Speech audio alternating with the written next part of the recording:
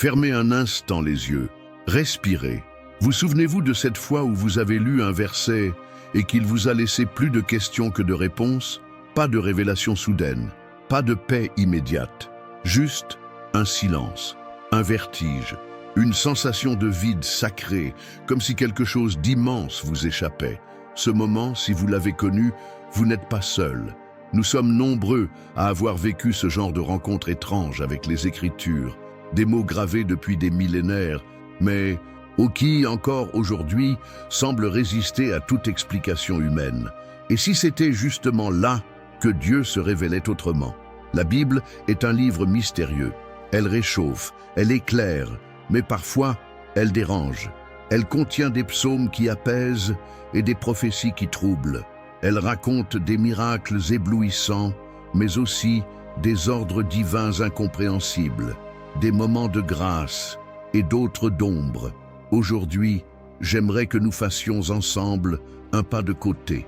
Pas, et pour expliquer à tout prix, pas pour forcer un sens là où il n'y en a peut-être pas encore, mais pour regarder lentement 15 de ces passages bibliques qui résistent, qui déroutent, qui défient la logique et parfois même la foi. Peut-être avez-vous cru, comme beaucoup d'entre nous, que la foi c'était comprendre, ou du moins avoir des réponses claires. Et si la vraie foi commençait justement là où l'on accepte de ne pas tout comprendre? Ce que vous allez entendre dans les prochaines minutes n'est pas une leçon. Ce n'est pas un enseignement doctrinal, c'est une promenade intérieure, un pèlerinage à travers les pages les plus étranges et peut-être les plus profondes de la Bible. Nous allons rencontrer des scènes qui semblent absurdes, des décisions divines qui semblent injustes, des visions qui paraissent fantastiques et des histoires qui, à première vue, ne trouvent pas leur place dans un discours spirituel rassurant. Et pourtant, elles sont là, écrites noir sur blanc, intouchées, conservées dans la mémoire du texte, comme des pierres que l'on aurait voulu éviter sur le chemin, mais que Dieu, volontairement, n'a pas ôtées. Je vous invite à écouter avec le cœur ouvert, pas pour juger, pas pour débattre, mais pour ressentir, pour laisser résonner, pour peut-être découvrir sous la surface un écho discret, un murmure sacré, un appel qui ne crie pas, mais qui attend d'être entendu. Prenez une grande inspiration, posez les épaules. Ce que vous allez découvrir n'est pas une solution, c'est un espace pour vos questions, vos silences, vos douleurs.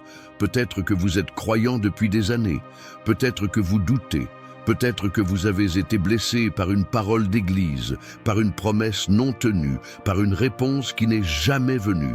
Et si certaines de ces histoires, même les plus étranges, venaient simplement vous dire « Tu n'es pas seul à ne pas comprendre et tu n'as pas besoin de tout comprendre pour continuer à marcher avec moi ». Dans ce voyage, nous n'allons pas fuir les textes difficiles, nous allons les regarder en face, sans peur, sans honte, sans prétendre tout expliquer, mais avec douceur, avec recul, avec foi. Et qui sait, peut-être qu'au milieu de ce qui semble incohérent, une lumière discrète apparaîtra. Pas une réponse, mais une paix. Pas une solution magique, mais un réconfort. Un pas de plus vers une foi adulte. Une foi qui accepte l'ombre, qui accueille le mystère, qui ose dire « Je ne comprends pas, mais je choisis d'aimer quand même ». Alors venez, le chemin est ouvert et le premier pas commence. Maintenant, Dieu cherche à tuer Moïse. Exode 4, 24-26. C'est un moment étrange, troublant, que beaucoup passent sous silence. Moïse vient de recevoir sa mission. Dieu l'a rencontré au buisson ardent. Il l'a appelé à libérer son peuple. Moïse a résisté, puis accepté. Il part, sa femme et ses enfants avec lui. Tout semble aligné. Et soudain, ce verset, « L'Éternel le rencontra dans un lieu où il passa la nuit et voulut le faire mourir. » Pourquoi? Pourquoi Dieu chercherait-il à tuer celui qu'il vient d'envoyer? La réponse, si réponse il y a, semble liée à la circoncision non faite de son fils. Mais au fond, ce n'est pas l'explication qui nous frappe, c'est l'acte lui-même, l'incongruité, le vertige, l'impression que même celui qui marche avec Dieu peut, en une nuit, se retrouver face à la mort sans avertissement. Et si ce texte nous parlait d'autre chose, de cette tension entre l'appel divin et notre préparation intérieure? Moïse portait une mission sainte, mais il restait inachevé. Une partie de son histoire, son rôle de père, sa fidélité à l'alliance, n'était pas encore alignée. Avant de porter le message de libération, il devait traverser un point de rupture. Dieu n'agit pas comme nous. Il perce les couches, va droit au cœur, même si cela nous semble brutal. Dans nos vies aussi, parfois, des choses s'effondrent au moment même où tout semblait aller mieux. Et si ce n'était pas une punition, mais un réalignement sacré, une mise à nu, non pour nous briser, mais pour nous réaccorder? Le meurtre du prophète fidèle, 1 Roi 13, un autre récit qui désoriente. Un homme de Dieu, obéissant, accomplit une parole prophétique. Il refuse même l'invitation du roi à manger ou boire. Il suit les consignes de Dieu jusqu'au moment où un autre prophète plus ancien vient lui mentir. Le premier homme le croit, il mange avec lui. Et, sur le chemin du retour, un lion l'attaque et le tue. Mais pourquoi? Il avait été fidèle, il avait obéi. C'est l'autre qui a menti. Et pourtant, c'est lui qui meurt. Ce passage met à l'épreuve notre sens moral. Il secoue notre besoin de justice logique. On aimerait que Dieu punisse le menteur et récompense le fidèle. Mais ici, ce n'est pas ce qui se passe. Peut-être est-ce là une leçon sur l'écoute spirituelle. Même le fidèle peut être égaré par des voix rassurantes, surtout si elles semblent religieuses. La fidélité à Dieu n'est pas toujours confortable. Elle demande du discernement, du silence intérieur. Combien de fois avons-nous été convaincus de bien faire, en suivant une voie douce, mais fausse? Ce texte nous rappelle que l'écoute de Dieu est une marche fine, et que la vérité ne se mesure pas au titre, à l'âge, ni à la douceur du discours. Dieu accepte un sacrifice humain? Juge 11, 30, 39. L'histoire de Jephthé est une des plus dérangeantes de toute la Bible. Il fait un vœu à Dieu avant une bataille. Si tu me donnes la victoire, je t'offrirai en holocauste la première chose qui sortira de ma maison. Et c'est sa fille, son unique, qui vient à sa rencontre. Il la sacrifie. Ce passage semble inconcevable. Comment Dieu pourrait-il permettre ou ne pas empêcher un tel acte? Certains exégètes tentent de minimiser. Il ne l'aurait pas tuée, elle aurait été consacrée au célibat perpétuel. Mais le texte est cru, direct. Il parle d'holocauste. Et si ce passage ne nous montrait pas ce que Dieu approuve, mais jusqu'où l'homme est prêt à aller pour forcer la bénédiction divine? Jephthé cherchait une victoire. Il a projeté sur Dieu une logique païenne, le troc, le sacrifice. Ce n'est pas Dieu qui a exigé ce vœu. C'est lui qui l'a formulé, dans une foi teintée de peur et de superstition. Parfois, dans notre propre foi, nous faisons des promesses insensées. Nous disons « Si tu me guéris, je ferai ceci ». Mais Dieu n'a jamais voulu le chantage. Il veut la confiance nue. Seigneur, envoie un esprit de mensonge. 1 Roi 22, 19, 23. Le prophète Michée rapporte une vision du ciel. Dieu, entouré de son conseil, cherche un moyen de faire tomber le roi Achab. Un esprit s'avance et dit « Moi, je serai un esprit de mensonge dans la bouche de ces prophètes. » Et Dieu dit « Vas-y, choque. » Dieu permettrait un mensonge, mais le texte est clair.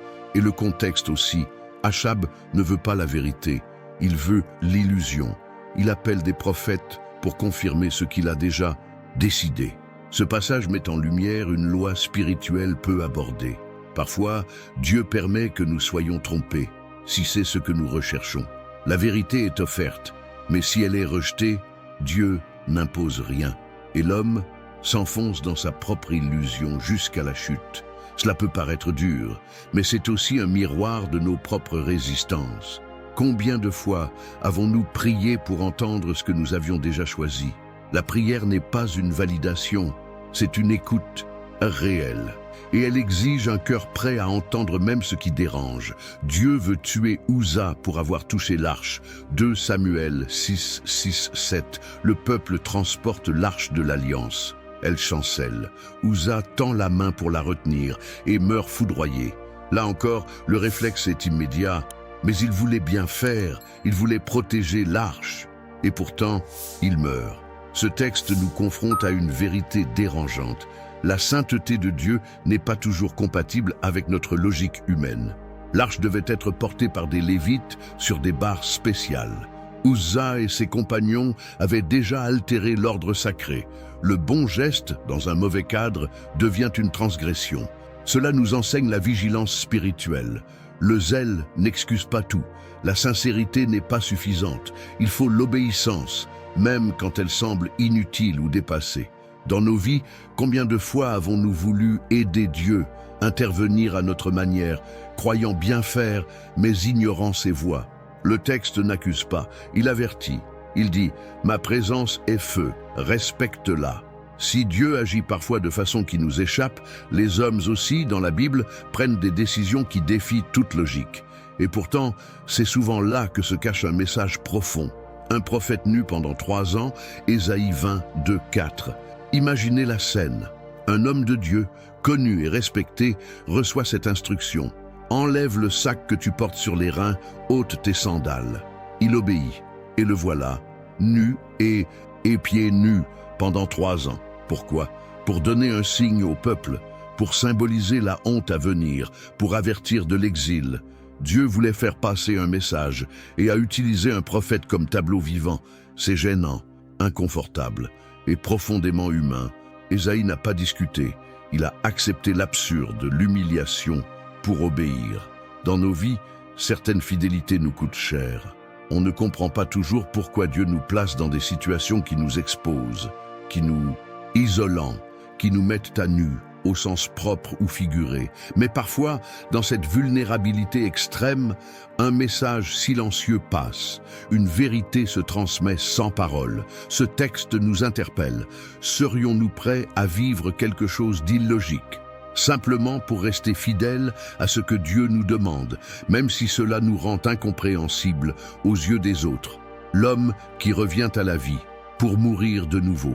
Jean 11, Jean 12, 10. Lazare, peut-être l'un des miracles les plus connus. Jésus pleure. Il appelle l'homme mort et Lazare sort du tombeau 4 jours après. C'est la victoire sur la mort. C'est l'espérance de la résurrection. Et pourtant, peu après, les chefs religieux veulent aussi le faire mourir. Il devient un témoin gênant. Ce récit semble contenir une contradiction. Pourquoi ramener un homme à la vie, pour qu'il soit ensuite menacé de nouveau? Pourquoi l'exposer ainsi? Parce que la foi n'est pas une bulle protectrice, parce que la vie retrouvée attire parfois le rejet, l'opposition, l'envie. Lazare est un rappel vivant que Jésus a vaincu la mort, et cela dérange ceux qui veulent garder le contrôle. Dans nos vies aussi, certaines résurrections nous exposent. Quand nous sommes relevés d'un deuil, d'une chute, d'un silence, cela peut susciter l'incompréhension et parfois même l'agression. Mais l'essentiel n'est pas d'échapper à tous les dangers, c'est de vivre en témoin, malgré les regards hostiles, comme Lazare.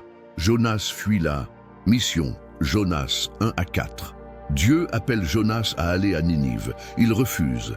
Il prend un bateau dans la direction opposée. Une tempête surgit. Il est jeté à la mer, avalé par un grand poisson. Il prie. Il est recraché. Il obéit.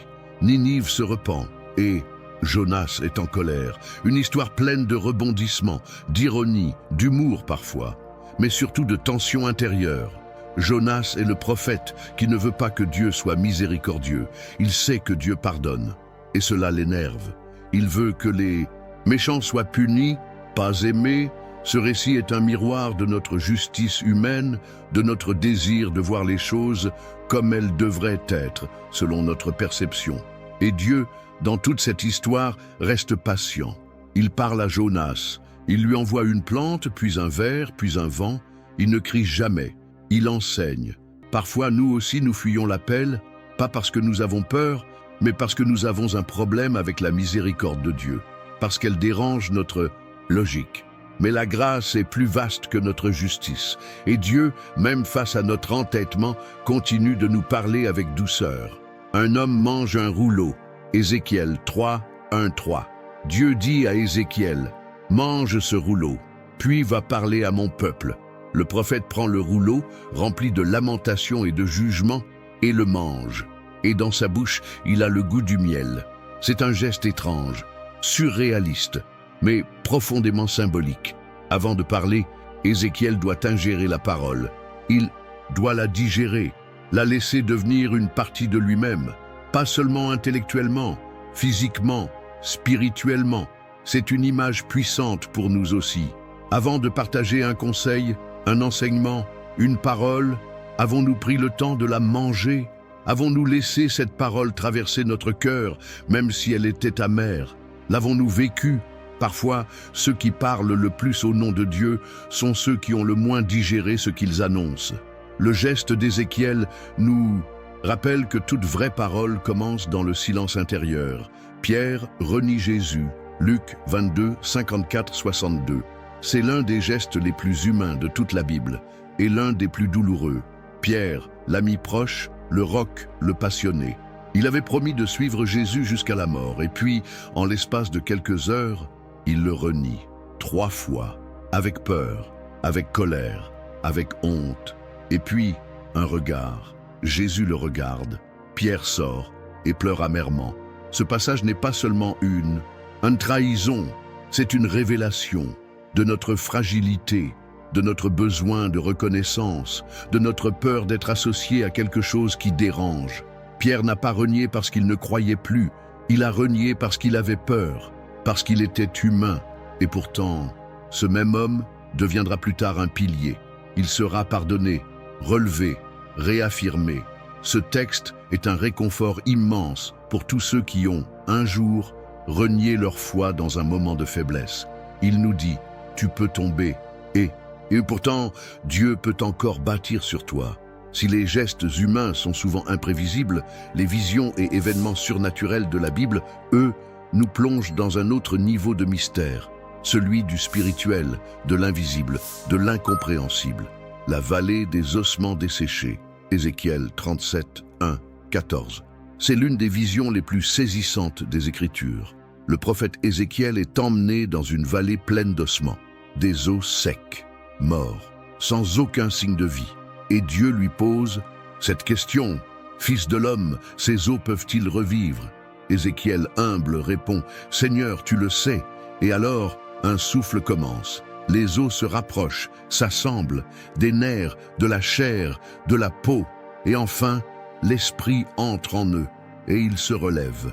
Une armée entière. Cette vision est d'une puissance vertigineuse. Elle ne parle pas simplement de résurrection physique, mais de ce que Dieu peut faire même dans ce qui nous paraît irrémédiablement mort. Combien de fois avons-nous regardé une situation, un mariage, une foi, une vocation, et dit « c'est fini, il n'y a plus rien à faire ». Et si Dieu regardait ces mêmes os avec un souffle prêt à redonner vie? Ce texte est une promesse, mais aussi une invitation. Dieu peut ressusciter ce que nous avons enterré. Il peut faire jaillir un avenir là où nous ne voyons que ruines. Mais parfois, il attend que nous osions croire, même dans une vallée d'os. Les roues pleines d'yeux. Ézéchiel 1, 15, 21. Restons avec Ézéchiel, mais remontons un peu. Lors de sa première vision, il voit quelque chose de difficile à décrire. Des créatures ailées, des visages multiples, et au sol, des roues dans des roues. Et ces roues sont couvertes d'yeux. Elles se déplacent dans toutes les directions sans se tourner. Elles suivent l'esprit. Ce passage semble sorti d'un rêve ou d'une autre dimension, mais il porte une symbolique forte. Dieu voit tout. Il se déplace où il veut. Il n'est limité par aucune direction. Son regard est absolu, ses mouvements parfaits. Dans nos vies, nous cherchons des repères, nous voulons des directions claires, des chemins droits. Mais Dieu ne se déplace pas selon nos cartes. Il va là où l'Esprit l'emmène, et il voit ce que nous ne voyons pas. Cette vision nous apprend à lâcher prise, à reconnaître que le divin dépasse nos structures mentales, et que parfois, ce que nous percevons comme étrange est en réalité une forme de beauté supérieure, que notre cœur seul peut comprendre. Le char de feu et l'ascension d'Élie, 2 Rois 2, 11, 12. Élie, prophète de feu, arrive au terme de sa mission. Il marche avec Élisée, son disciple. Et soudain, Un char de feu tiré par des chevaux flamboyants les sépare, et Élie monte au ciel, dans un tourbillon. Ce récit est aussi soudain qu'éblouissant. Il marque une transition, une fin et un début.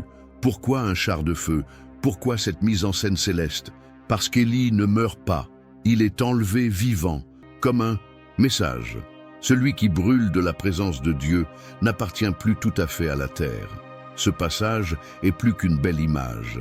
C'est une espérance, une intuition. Celle que certaines fins ne sont pas des fins, que certaines séparations sont des passages, et que la fidélité, même silencieuse, trouve toujours son accomplissement. Dans nos vies, peut-être avons-nous vu partir des êtres chers de manière soudaine, lumineuse, presque surnaturelle.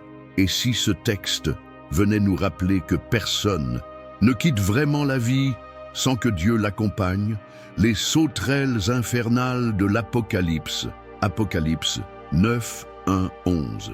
Voici un autre niveau de mystère. Jean, dans sa vision apocalyptique, voit une armée de sauterelles sortir d'un abîme. Mais elles ne sont pas comme celles que nous connaissons. Elles ont des visages humains, des cheveux de femme, des dents de lion, et elles tourmentent les hommes sans les tuer. Pourquoi une telle image? Quelle horreur est décrite ici? Ce passage nous confronte à l'imaginaire du mal. Non pas un mal ordinaire, mais un chaos spirituel, une terreur sans fin, un monde où la douleur ne mène pas à la mort, mais s'éternise. Et pourtant, ce n'est pas la fin du livre. Ce n'est qu'un passage, une étape dans un dévoilement plus grand. Ce texte ne vise pas à faire peur. Il avertit, il appelle, il met en scène les conséquences d'un monde coupé de Dieu. Mais même dans cette horreur, une ligne demeure. Les fidèles sont épargnés. Ceux qui portent la marque divine ne sont pas atteints. C'est un rappel. La foi n'efface pas les ténèbres, mais elle offre une protection invisible, un abri intérieur. Et parfois, c'est tout ce dont nous avons besoin. Le voile se déchire. Matthieu 27, 51. Un dernier passage. Et quel passage! Jésus vient de rendre l'Esprit sur la croix.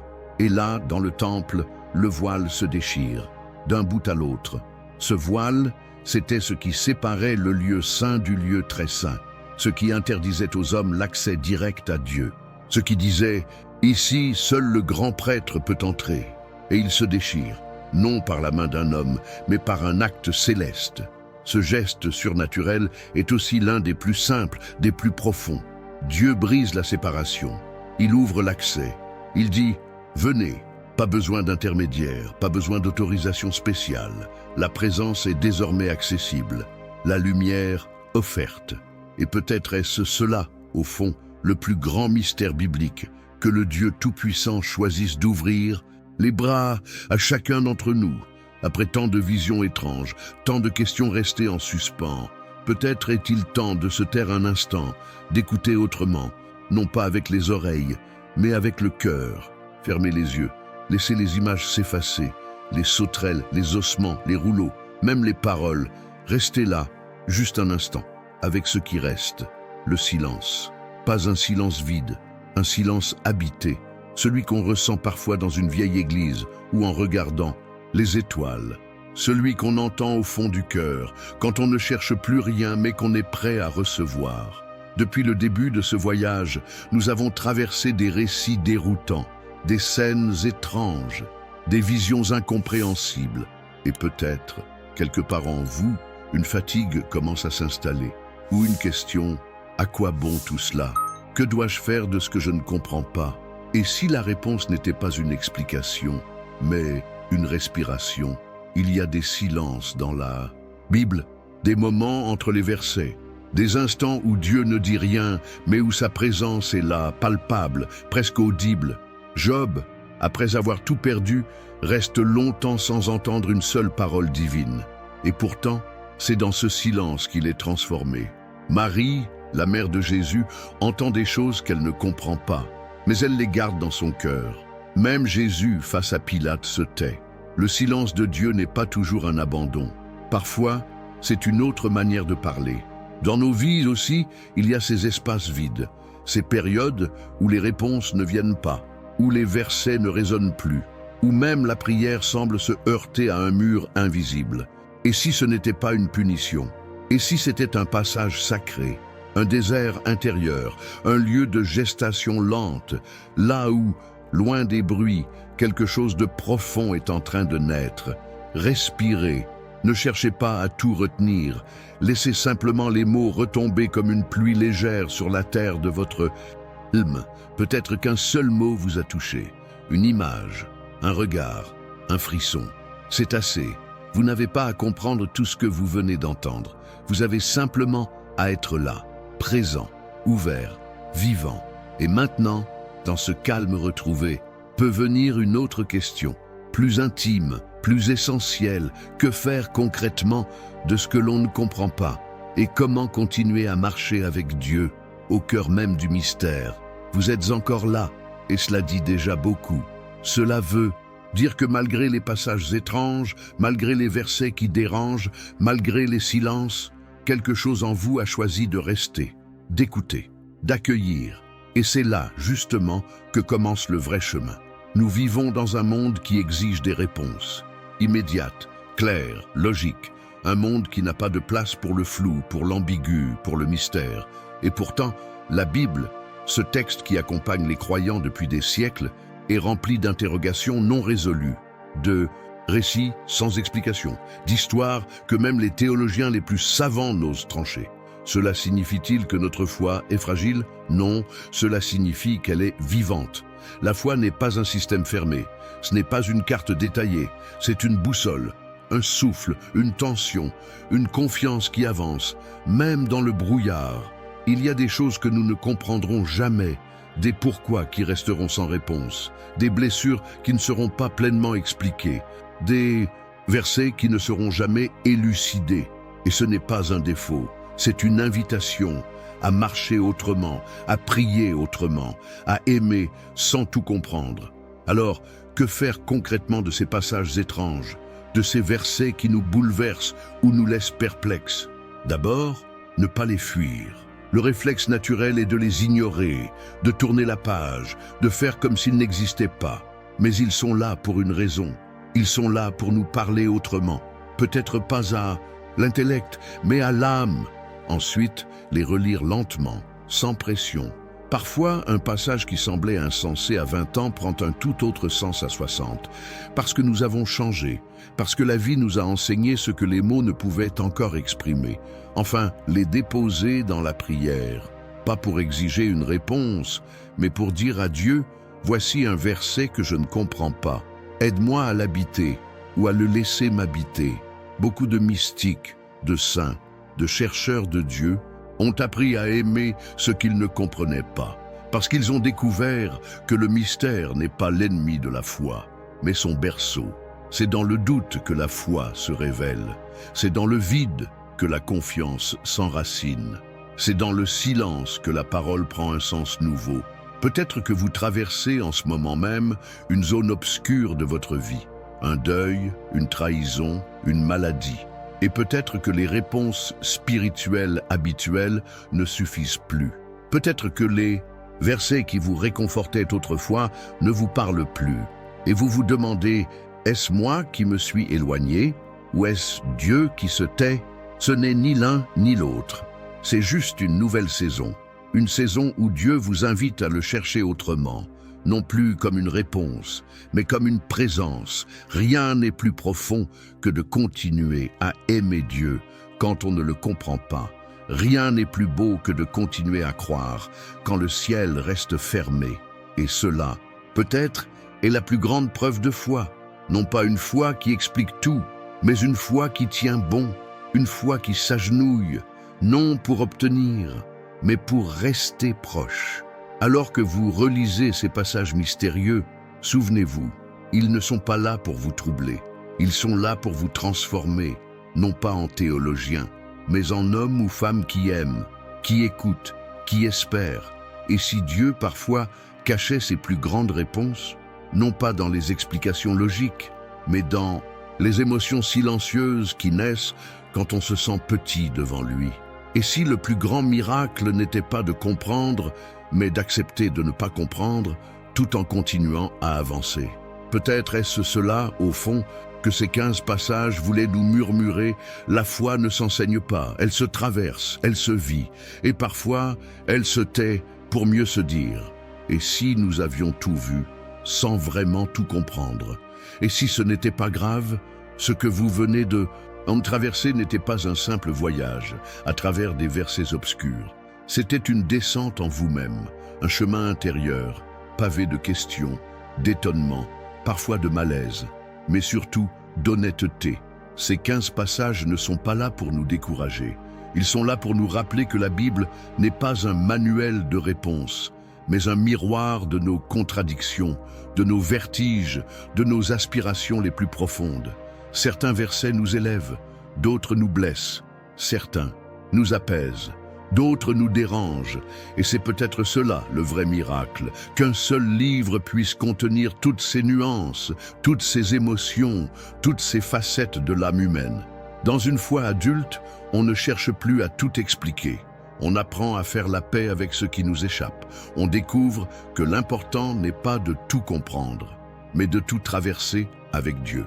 Car la foi n'est pas un refuge contre le mystère.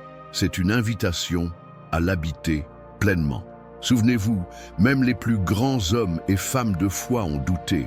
Abraham a ri devant la promesse. Moïse a demandé à Dieu de l'envoyer quelqu'un d'autre. David a crié son incompréhension. Job a contesté le silence. Marie a gardé des choses dans son cœur, sans explication. Et Jésus lui-même sur la croix a dit: « Pourquoi m'as-tu abandonné ?» Si même lui a prononcé ces mots, alors vous aussi, vous avez le droit de les dire. Il y a dans la foi un paradoxe merveilleux. Plus on avance, moins on a de certitude, mais plus on a de confiance. Pas une confiance naïve, pas une confiance facile, mais une confiance enracinée, une confiance mature, une confiance qui ne fuit pas les zones d'ombre. Peut-être que vous avez grandi dans une foi où il ne fallait pas poser de questions, où douter était mal vu, où tout devait avoir une explication biblique. Mais ici, dans cet espace, vous avez le droit de respirer autrement. Vous avez le droit de dire « je ne sais pas » et d'ajouter « mais je crois quand même ».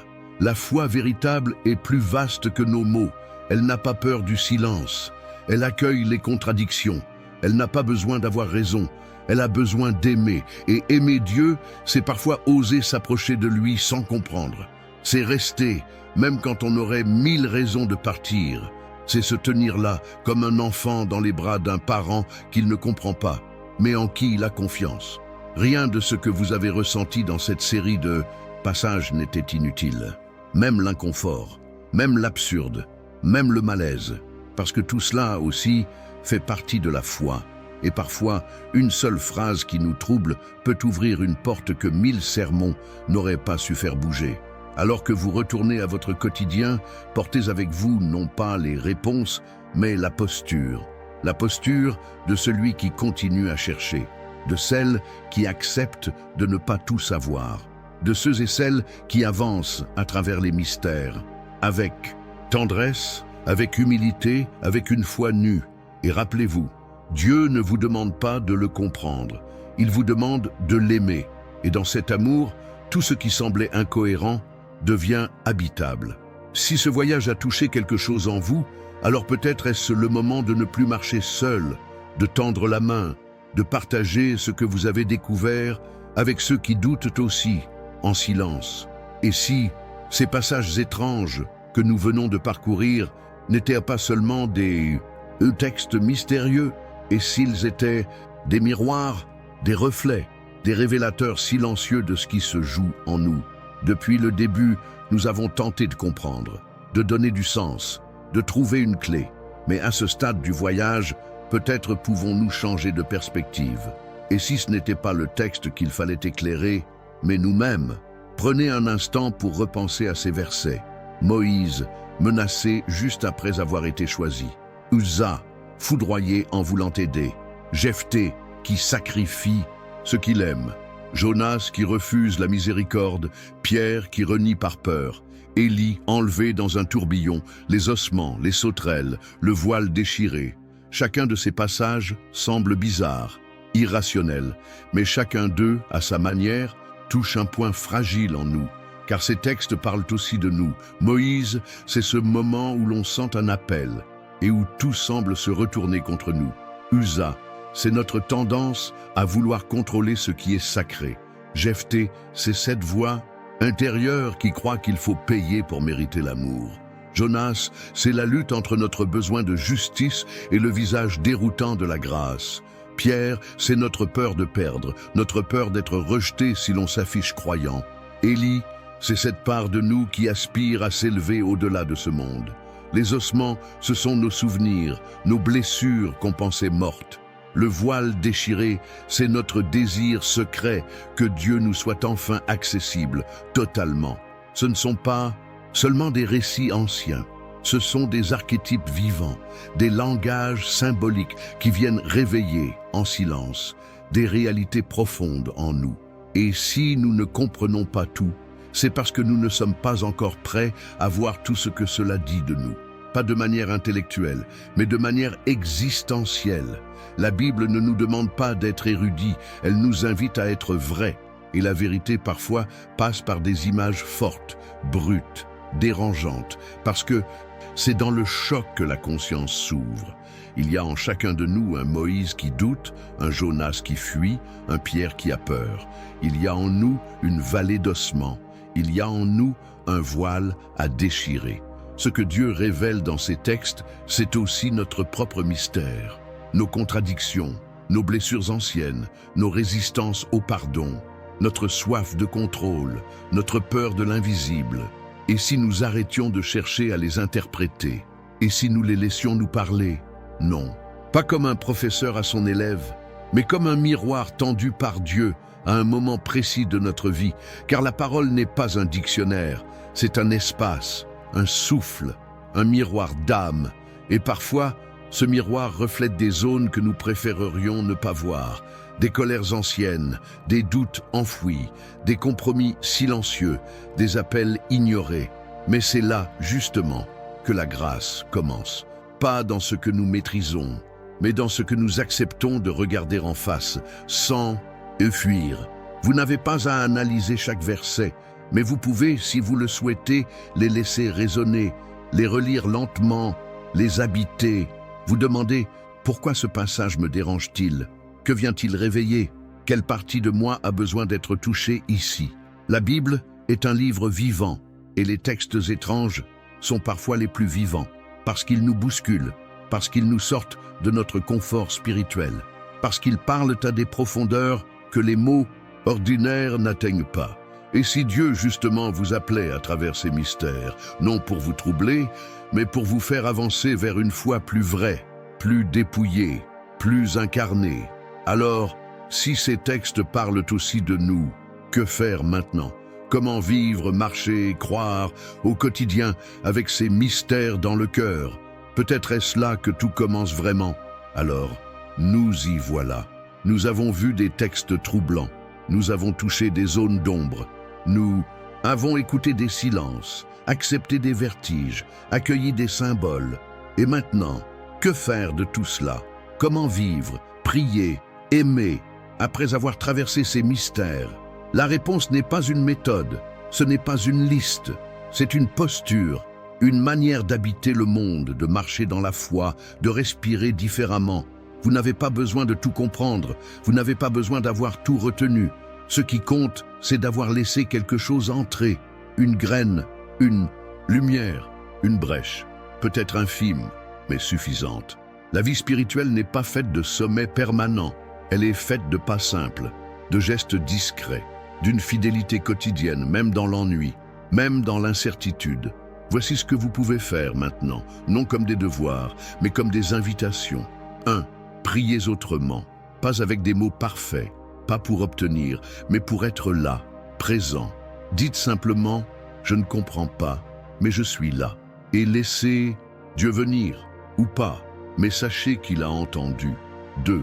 Lisez avec le cœur, revenez à ces passages, ou à d'autres, non pour analyser, mais pour écouter. Laissez une phrase s'imprimer en vous, laissez-la vous habiter, vous transformer, même si elle vous dérange. Peut-être, surtout si elle vous dérange. 3. Marchez lentement. La foi n'est pas une course, Prenez le temps, acceptez les saisons, les hivers de l'âme, les automnes silencieux. Et quand le printemps reviendra, car il revient toujours, vous saurez reconnaître sa douceur. 4. Osez vous regarder avec miséricorde. Ces textes étranges parlent aussi de vos contradictions. Accueillez-les. Ne vous jugez pas pour vos doutes. Dieu ne vous juge pas non plus. Il vous cherche. Même quand vous vous éloignez, il vous parle. Même quand vous ne l'entendez pas. 5.